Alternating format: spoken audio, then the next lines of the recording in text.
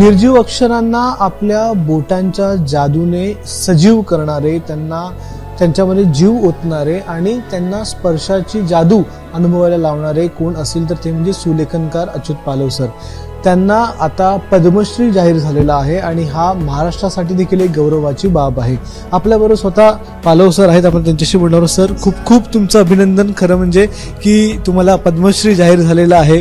हा जो प्रवास आहे त्या प्रवासाचं एक मोठं ध्येय आज साध्य झालं असं वाटतंय का? नक्की, कारण जवळपास 40-45 वर्ष झाली सेम गोष्ट करत राहणं, पण ती रोज नवीन करायची आणि सातत्याने करायची. कारण मला आठवतं की शाळेत होतो तेव्हा शिवडकर हायस्कूल परिलला रोज एक नवीन सुविचार लिहायचा. ही जबाबदारी माझ्यावर पडली होती. 3 वर्ष काम केलं.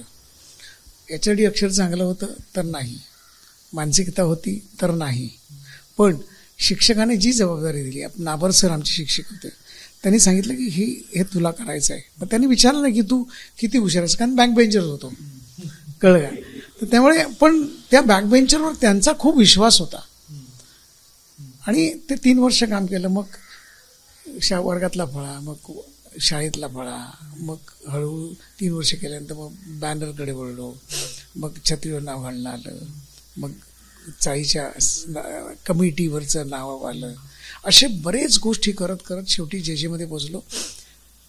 जेजेमध्ये सुलेखनकार म्हणजे भारतातले ज्येष्ठ सुलेखनकार रकृ जोशी, रघुनाथ कृष्ण जोशी, त्यांना आरके असं म्हणतात.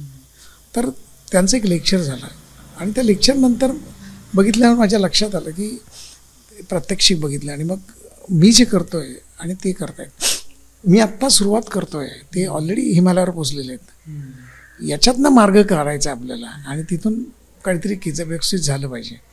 हे जोपर्यंत आपल्याला कळत नाही तोपर्यंत आपण चाचपडत बसतो. 3 वर्ष कॉलेजमधली नंतरची स्पेशलायझेशनमधली ती केली. स्पेशलायझेशन टायपोग्राफी केलं आणि मग फर्स्ट क्लास मिळाला. रकृनीच परत एक त्यांची त्या एजन्सीत होते उल्कामध्ये, तिथे त्यांनी एक स्कॉलरशिप सुरू केली. ते स्कॉलरशिपचा मान मला पहिला मिळाला आणि तो मुडी लिपीवर केला 15 ते 18वी शतक. मग मुडी लिपी का आली, कशी आली, कुठे आली, त्याच्यात प्रॉब्लेम काय झाले, हा सगळा इतिहासाचा विषय होता. आणि माझ्या नशिबाने माझे गाईड होते ते भाषातज्ञ डॉक्टर अशोक खेडकर, इतिहासकार द. गोडसे, लिपिकार आणि इतिहासकार ग. खरे आणि दस्तूरखुद्द रकृ जोशी. काय झालं, बघण्याचा दृष्टिकोन जो आहे एका वस्तूकडे, लिपीकडे, अक्षरांकडे, ती का बदलतायत, कशी बदलतायत, त्याच्यावर भाषेचा पगडा खूप बदलतोय का. मुडी लिपी गुजरातीसारखी दिसते, मुडी लिपी ब्राह्मीसारखी दिसते, मुडी लिपी तुझ्या मुस्लिम उर्दूसारखी दिसायला लागली, मुडी लिपी बंगालीसारखी दिसायला लागली. हे कधी होतं की जेव्हा तो माणूस असतो त्याच्यावर पकडा असतो, त्यावेळी त्या लिपीवर पगडा लिहिण्याचा बसलेला असतो. मला वाटतं की हे सगळं अभ्यासाचा विषय करता करता छान एक बराच 2 वर्षात काम केलं ते. आणि मग असं वाटलं की 5 वर्ष अध्यापन केलं जेजे स्कूल ऑफ आर्टमध्ये, म्हणजे कमर्शियलमध्ये, अप्लाइड आर्टमध्ये. आणि मग म्हटलं की हे सगळं नॉलेज आपण समाजाला परत दिलं पाहिजे, जे मला मिळाले ते. मग त्यातून काही एक्सपेरिमेंटल आपल्याला करता येतील, काही गोष्टी करता येतील का, हे करता करता करता करता मग कॅलिग्राफी बुक जॅकेटवर आली, कॅलिग्राफी प्लेइंग कार्ड्सवर आली, कॅलिग्राफी फॅशनमध्ये आली, टी शर्ट्सवर आली आणि मग तो एक कमर्शियल भागात सुरू झाला तो. मला हेच तुम्हाला विचारायचं आहे, कला प्रत्येकाकडे काही ना काही असते, पण त्या कलेला जोपासून पुढे व्यवसायापर्यंत किंवा त्या कलेला जोपासून पुढे इतका मोठा आर्टिस्ट की त्याला पद्मश्री मिळेल इथपर्यंतचा प्रवास करणं किंवा तो एक क्षण असेल की मला हेच करायचंय, हे कधी ओळखायचं? काय झालं, गुंता डोक्यात अक्षरांचा गुंता एवढा मोठा होता, प्रचंड होता. तो सोडवता आयुष्य जाणार आहे त्यावेळेला घडलं होतं. बरं, हां, त्याच्यामध्ये भारत लिपी प्रधान देश, इतक्या लिप्या, या सगळ्या लिप्यांना घेऊन आपण जर केलं तर आयुष्य काय 2 आयुष्य जरी मिळाली तरी पुरणार नाहीत. त्यामुळे जे करायचं ते याच्यातच करूया आपण. बरं, आपल्याला बाकी काही येत नाही, not good in photography, not good in illustration, मग लेटरिंग टायपोग्राफी, त्याच्यातलं लेटरिंग हाताने सगळं करायचं. आणि हे सगळं करता करता कुठेतरी असं वाटायला लागलं की ह्याच्यात पोटेन्शियल खूप आहे. आणि रघुवंशसारखा माणूस दिसत होता, माणूस की त्यांनी प्रचंड प्रयोग केलेले होते. त्याच्यातला एक प्रयोग केला तरी आपलं आयुष्य संपेल असं होतं ते. त्यामुळे ही जी जाण तुम्हाला यायला लागते, ही सगळी अनुभवाने यावी लागते आणि ती अनुभवाने आलेली होती. आज म्हणजे आमच्यासारख्या अनेक लोकांचे टी शर्ट्स असतील किंवा वेगवेगळे फ्लेक्स असतील किंवा अनेक ठिकाणी आम्ही बघतो की तुम्ही जे सुरू केलं होतं किंवा तुमच्या अनेक कलाकृती आम्हाला बघायला मिळतात. कळत नकळत कधी आम्हाला माहिती असतं की ते तुमच्यात कधी कळतं की नाही हे असतील माहिती नाही, अशा अनेक गोष्टी आहेत. तर हा जो आजपर्यंत प्रवास आहे तो कधीतरी पद्मश्रीपर्यंत आपल्याला घेऊन जाईल असं वाटलं होतं किंवा असं काही स्वप्न होतं का की आपल्याला पद्मश्री मिळवायचे असं काही? नाही, दोन गोष्टी. आपल्या वर्कचं रेकग्नायझेशन हे व्हायला पाहिजे या मताचा मी होतो. नुसती घोडमेहनत करायची नसते. म्हणजे मी मोडी लिपीचा अभ्यास केल्यानंतर, माझ्यातली मोडी लिपीची प्रात्यक्षिक बघितल्यानंतर एका जर्मन कॅलिग्राफरला वर्नर स्नायडर नावाच्या काराला भुरळ पडल्यासारखं होतं. त्यांनी मला पटकन म्हटलं, would you like to come to Germany? आपण चहा प्यायला येतो का रे असं. मग लंडनच्या माणसाने विचारलं, मग नेदरलँडच्या माणसाने विचारलं. असं मी म्हटलं, अरे हे वेगळं आहे, ह्याच्यात पोटेन्शियल आहे.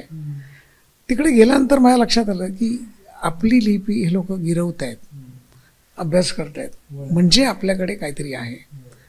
मग अख्खा जग तुमच्यासाठी मोकळं असतं. आणि आता तर कसं, अमेरिकेत गेलो, रशियामध्ये गेलो. आता मधल्या काळात रशियात मुलांना 90 मुलांना मी 80-90 मुलांना देवनागरी शिकवलं ऑनलाईन. आणि त्याचं काम बघितल्यानंतर माझी अशी डोळ गरगरली होती. बोललो, हे आपल्याकडे काम होत नाही आहे. 2025 साली भारत म्हणजे संपूर्ण भारत यात्रा केली. माझ्या कार्य 25 वर्ष पूर्ण झाली होती. मग देऊया आणि थोडंसं घेऊया, कारण तरुण पिढी आली होती. तरुण पिढीला कॉम्प्युटर आलेला होता. मग या माणसाला परत स्पर्शाने जागं करणं, इन्स्पिरेशनने जागं करणं, एनर्जीने जागं करणं, हे सगळं कुठेतरी ह्यांना असं जोपर्यंत दाखवत नाही ना तोपर्यंत होणार नाही. मग मोठी मोठी डेमॉन्स्ट्रेशन, म्हणजे एवढासा पेपर असतो तर माझा पेपर 50 फूट बाय 5 फूट. मग अरे एवढा मोठा पेपर कसा काय करणार तू? तर तो प्रश्न पण त्यांच्याकडे होता तो. मग मी म्हटलं की आता ते सगळं मी करणार, तुम्ही फक्त बघायचं. आणि मग ती क्रिएट असा एन्थुजियाझम वाढवत गेलो त्याच्यामध्ये. आणि मग तुम्ही पण महाराष्ट्र डोळे बंद करा आणि काम करा, बघा काय देतं त्याच्यातून. आवाज करा, आवाज ट्रान्सफर कागदावर करा, बघा काय होतं ते. आणि मग त्याचं डिझाईन व्हायला वेळ लागत नाही. मला आता परदेशाचा विषय निघाला म्हणून जर्मनीतल्या एका म्युझियममध्ये तुमचे 2 कलाकृती ठेवण्यात आलेल्या आहेत. यासोबत रशियामध्ये देखील एका म्युझियममध्ये तुमच्या कलाकृती 10 कलाकृती ठेवण्यात आलेल्या आहेत. हा मान सगळ्यात मोठा आहे कारण की जगामध्ये तुमची कला त्या म्युझियमच्या माध्यमातून पोचते आहे की आता भारतामध्ये आपल्याला जे वेगवेगळे मान मिळत आहेत ते त्याहीपेक्षा मोठे नाही. 2 गोष्टी आहेत. एक तर तुम्हाला आपल्याकडे काय झालंय, आपल्याकडे बाहेर प्रसिद्ध झाला की इकडे प्रसिद्ध होतो असं माझं मत आहे. कारण मी जर्मनीवरनं आल्यानंतर लोक मला मोडी लिपीचे क्लासेस घ्याल का, हे करा ते करा, कारण तुम्ही तिकडनं आलात. आता त्याचं काय हे नाही माझं. गुटनबर्ग म्युझियम जगातलं सगळ्यात मोठं म्युझियम आहे जिथे बेस्ट ऑफ बेस्ट लागलं जातं. जेव्हा तुमचं काम तिथे एखादं लागलं जातं ना तेव्हा तुम्हाला वाटतं की मी केवळ माझ्या देशापुरतं नाही, मी जगापुरतं काम केलं आहे. पॅरिसमध्ये सोसायटी जनरल नावाची बिल्डिंग आहे, त्याच्यामध्ये जवळजवळ 100-150 मीटर माझं काम आहे. त्याच्यात ज्ञानेश्वर, तुकाराम, रामदास सगळे आहेत. तिथे मी माझी भाषा जाणली. मी हे सगळं करत असताना मी माझी भाषा सोडत नाही आहे, लिपी सोडत नाही आहे. आता हे सगळं तुमच्या अभ्यासाचा भाग असतो, तो तुमच्या करिअरचा भाग असतो तो. आणि हे कंगोरे आहेत बारके हे कंगोरे तुम्हाला खूप काही शिकवत असतात, ॲड करत असतात लाईफमध्ये. जेव्हा मी माझा पोर्टफोलिओ ज्यावेळेला किंवा माझं काम किंवा माझं बायोडेटा ज्यावेळेला या पद्मसाठी ज्यावेळेला पाठवतो तेव्हा ह्या सगळ्या गोष्टी ॲड करत असतात. म्हणजे तुम्ही केलेल्या छोट्या छोट्या गोष्टी. आता कॅलेपीसारख्या गोष्टीने तुम्हाला सांगतो, छत्री पेंटिंग, अम्ब्रेला पेंटिंग, तो आनंदाचा विषय होता की पावसाचं स्वागत काळ्या छत्रीने न करता रंगाने करा, बरोबर ना. काय झालं, एका दिवशी अपंग मुलं आली माझ्याकडे, मला म्हणाले आम्हाला पण करायचं आहे. तर बोललो तुम्ही कसं करणार? ते आम्ही बघतो, ते तुम्ही फक्त शिकवा. ते त्यांची गाडी व्हीलचेअरवर घेऊन आले, सगळं काम केलं. दुसऱ्या ह्याच्यामध्ये मला भेटले तर म्हणाले सर वो मान्सून था उस मान्सून में हम लोगों ने 40,000 रुपये कमाया. म्हणजे माझं काय मत होतं की तुम्ही आर्ट करा आणि ती विका. तुम्ही अपंग आहात म्हणून त्याचा फायदा लोकांनी घेऊन अरे देऊन टाकायला पैसे, लंगडाचा आहे, नको ना, कशासाठी करायचं. ही जी भावना आहे ना, ही सगळी कुठेतरी या तुमच्या अवॉर्डच्या मागे जागी असते. ती मी याचा वापर मी नेहमी करताना सुंदर लिहा, पण त्याच्यापेक्षा ती जास्त मी थेरपी म्हणून करत असतो. कारण सुंदर लिहिण्याकरता काहीतरी वाचावं लागतं, वाचून झालं तर लिहावं लागतं, लिहिल्यानंतर परत चांगलं पेन पाहिजे, चांगलं कागद पाहिजे. मग तुला कळतं की 100 प्रकारचे कागद आहेत, 100 प्रकारची पेन आहेत, 100 प्रकारची शाई आहे, ही शाई चांगली आहे. हा एक अभ्यासाचा विषय म्हणतो. आणि मग त्याला प्रत्येकाला वाटतं की मी माझा थॉट मांडतोय. तर थॉट नसतो ते तुमच्या, it's a picture of your mind. आणि ही भावना जेव्हा दुसऱ्यापर्यंत पोचते तेव्हा त्याला कळतं, अरे मी काहीतरी वेगळं केलं यार, किंवा तूच सांगणार, अरे तू हा काहीतरी वेगळं करतो. हे सगळं, हा प्रवास सगळा जो आहे ह्या इतक्या वर्षाचा किंवा ह्याच्यापर्यंत पोचायचा, हे नो डाऊट गेली 3-4 वर्ष मी प्रयत्न करतो आहे. कारण नियमाप्रमाणेच गेलं पाहिजे. आज तो योग आला असं आपण म्हणूया.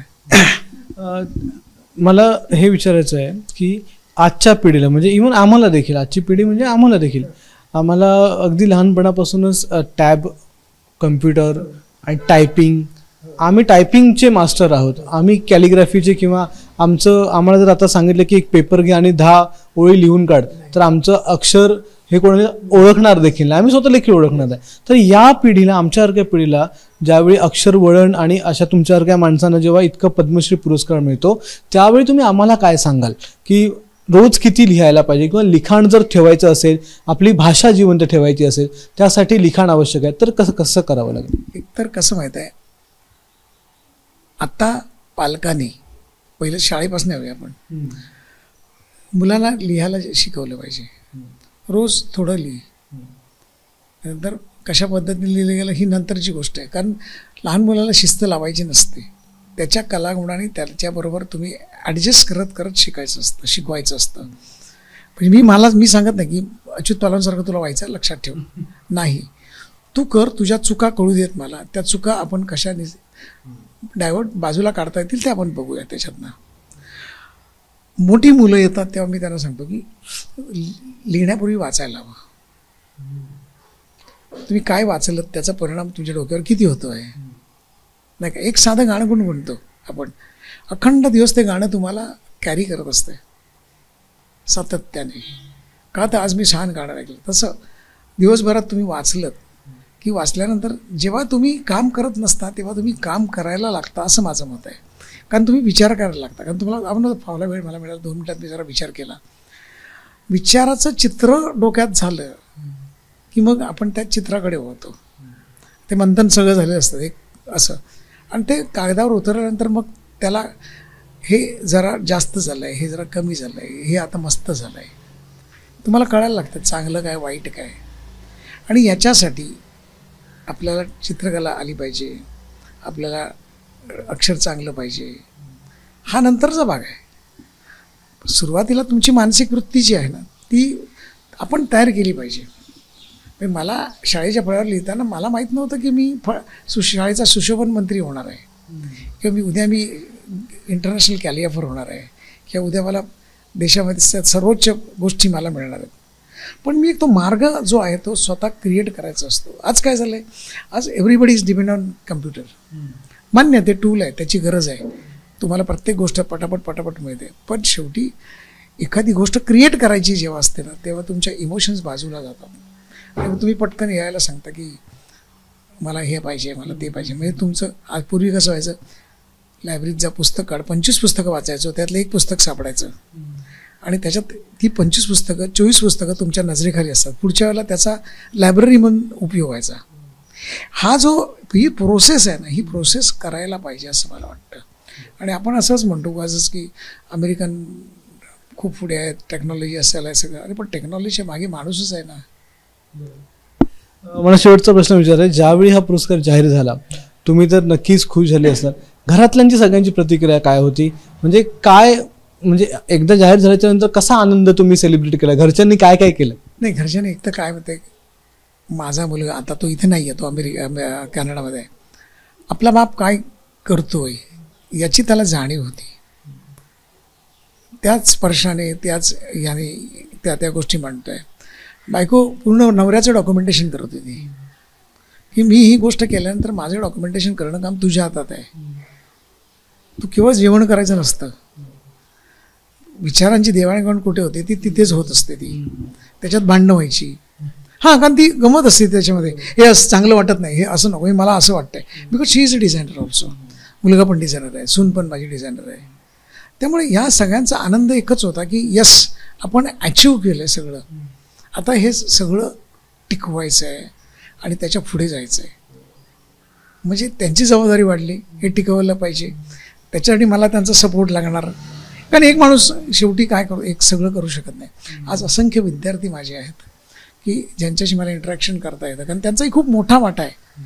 कारण कसं असतं की शिक्षक हा परिपूर्ण कधी होतो, जेव्हा 50 विद्यार्थी समोरून त्याचे 50 मुलांचे प्रश्न सोडवतो ना, तेव्हा ते परिपूर्ण होतो. म्हणजे मी म्हणेन ती पूर्व दिशा हा नाही आहे. त्यामुळे आज जहांगीरमध्ये आता येत्या सोमवारपासून मंगळवारपासून एक एक्झिबिशन माझं चालू आहे. भारतातल्या 35 लोकांना घेऊन मी सगळ्या लिप्या घेऊन एक पुस्तक केलं आहे. त्याचं सौंदर्य काय भाषेचं, लिपीचं, हे मांडलं आहे. आणि त्याच्यातल्या 6 जणांना घेऊन, त्याच्यातल्या 5 मुली आहेत. पण आपल्याकडे मुली काही काम करत नाहीत किंवा तसं नाही आहे. ते या सगळ्या मुली शिकलेल्या आहेत, पण ते आर्टिस्ट नाही आहेत.